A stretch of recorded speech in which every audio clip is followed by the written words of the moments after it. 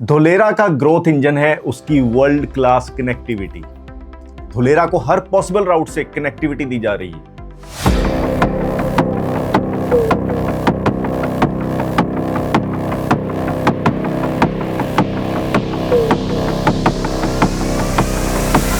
अगर धोलेरा सिटी को manufacturing hub बनाना है तो उसको सिर्फ लैंड नहीं चाहिए, उसको चाहिए स्पीड।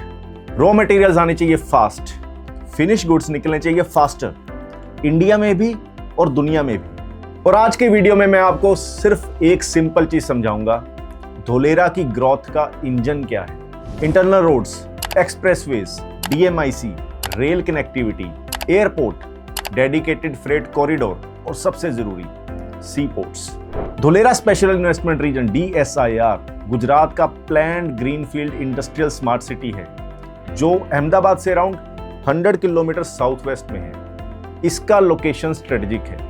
ये अहमदाबाद, वडोदरा, राजकोट और भावनगर जैसे इंडस्ट्रियल बेल्ट्स के बिल्कुल बीच में है। और इसको बनाने का सबसे इंपॉर्टेंट फैक्टर्स हैं इसकी सी पोर्ट्स के साथ कनेक्टिविटी। और इसको इंडिया के DMIC Delhi Mumbai industrial corridor के की नोड्स में काउंट किया जाता है। और ये DMIC का सबसे बड़ा प्लान्ड इंडस्ट्रियल प्रोजेक्ट है।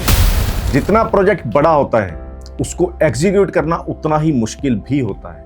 ये प्रोजेक्ट्स जितनी जल्दी ऊपर जाते हैं कभी कभी फेल भी उतनी ही स्पीड से हो जाते हैं। तो इस वीडियो के 5 मेन पॉइंट्स जरूर देखिएगा, क्योंकि इन पॉइंट्स में से अगर एक पॉइंट भी फेल हो गया तो इस शहर का रियल एस्टेट मार्केट क्रैश कर जाएगा और धोलेरा का इंडिया का मैन्युफैक्चरिंग हब बनने का सपना चूर चूर हो जाएगा। तो ये प्रोजेक्ट जो इंडिया का बहुत बड़ा सपना पूरा करने वाला है, इंडिया का मैन्युफैक्चरिंग हब बनकर, इंडिया का अपना सेमिकॉन सिटी बनकर, ये प्रोजेक्ट को फेलियर से रोकने के लिए और इंडस्ट्रीज को अट्रैक्ट करने के लिए 2 चीजों पे अल्टीमेट फोकस रखा गया है। एक है सब्सिडीज।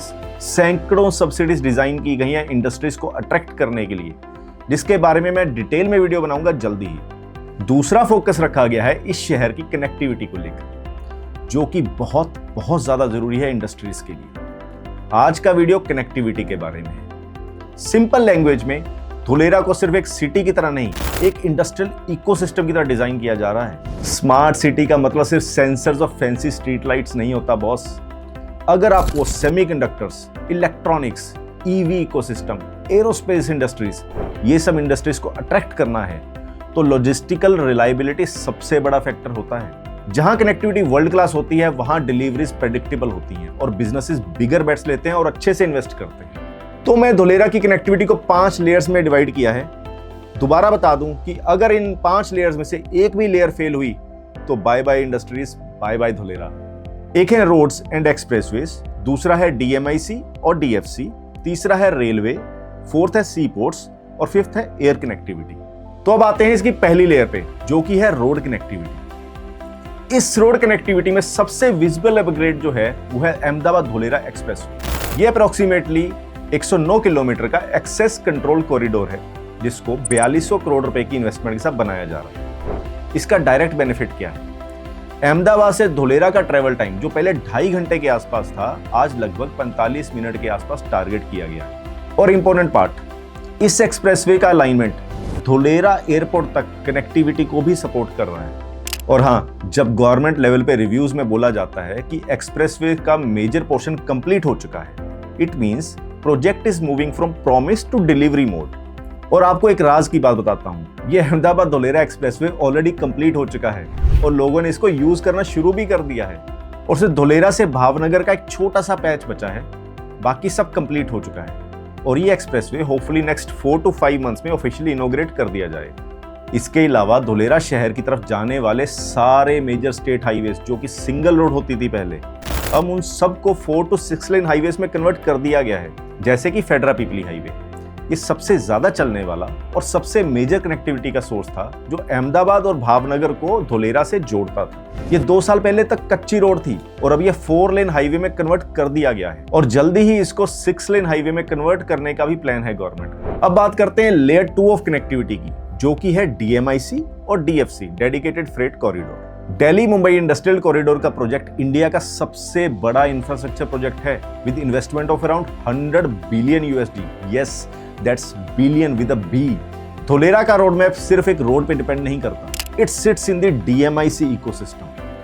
जो वेस्टर्न डेडिकेटेड फ्रेट कॉरिडोर के बिल्कुल पैरेलल में डिजाइन किया गया है। मतलब एक तरफ हाई स्पीड इंडस्ट्रियल रोड है और उसके पैरेलल में डेडिकेटेड रेलवे लाइन।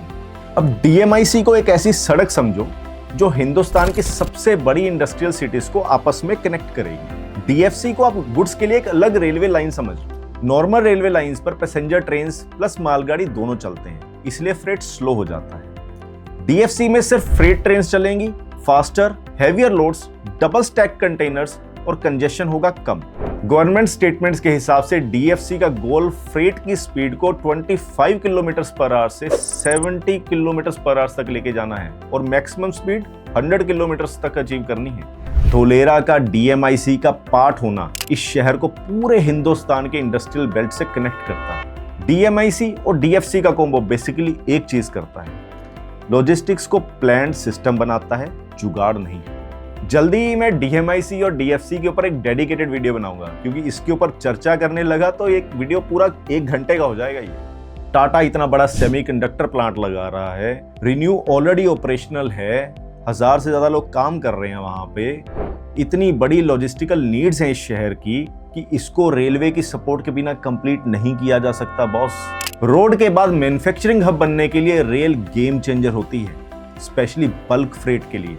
धोलेरा के केस में Bhimnath Dholera freight rail line under implementation है, जो एग्जिस्टिंग भीमनाथ स्टेशन से कनेक्ट करके धोलेरा को रेल ग्रिड से जोड़ती है। और ऑफिशियल इन्फो के हिसाब से ये धोलेरा को वेस्टर्न रेलवे के थ्रू डीएफसी के साथ अलाइन करती है। इसका मतलब है फ्रेट मूवमेंट का खर्चा डाउन और वॉल्यूम अप।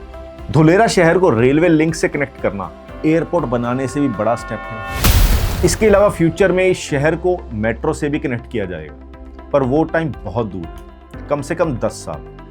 लेकिन रेलवे कनेक्टिविटी आपको जल्दी देखने को मिल जाएगी। अब बात करते हैं लेयर 4 की, इस शहर की sea port connectivity for exports and imports.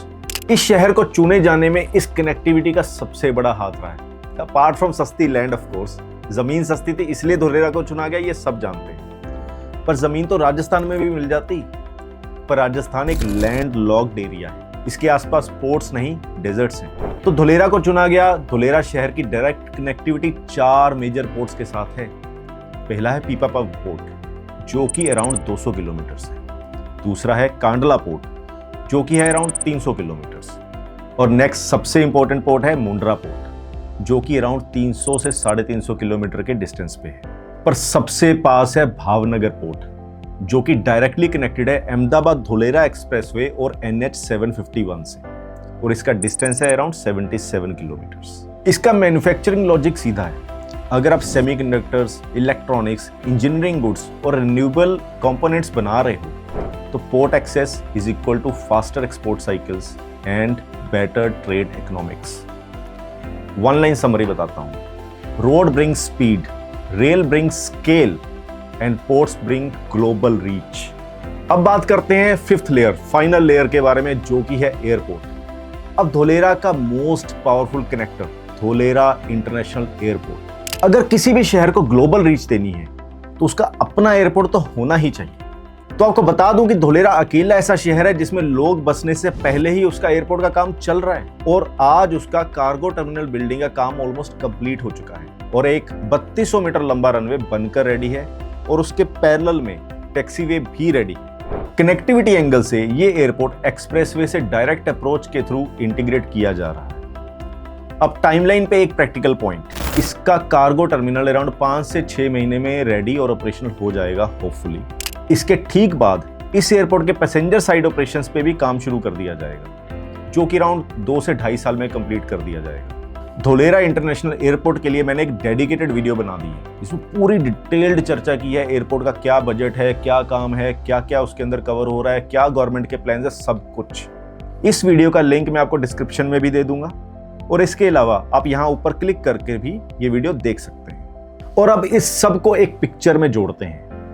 एक शहर को मैन्युफैक्चरिंग हब बनाने के लिए चाहिए प्रेडिक्टेबल गुड्स मूवमेंट, जो मिलता है रोड्स और एक्सप्रेसवे से। दूसरा उसके लिए चाहिए चीप बल्क लॉजिस्टिक्स, जो मिलता है फ्रेट रेल और डीएफसी से। ग्लोबल ट्रेड, जो मिलती है सी पोर्ट से।